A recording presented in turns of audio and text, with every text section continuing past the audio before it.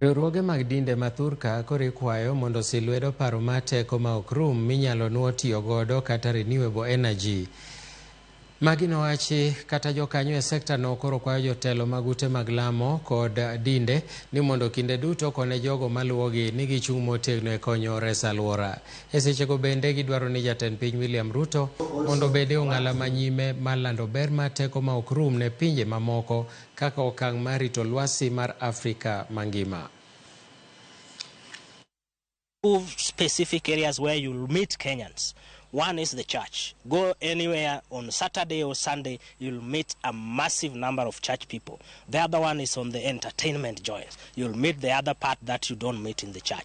Now we understand the influence and the reach that the church leadership and or faith population has in Kenya and everywhere in the world. We know that they will help us reach the masses. We know they will help us reach policymakers. President Ruto is a climate champion, and he has categorically stated that by 2030, in 6 years, we will be at 100% renewable energy. We echo you, we congratulate you. Now we want President Ruto to take the mantle in Africa, endorse this proposal, and help us reach other African countries.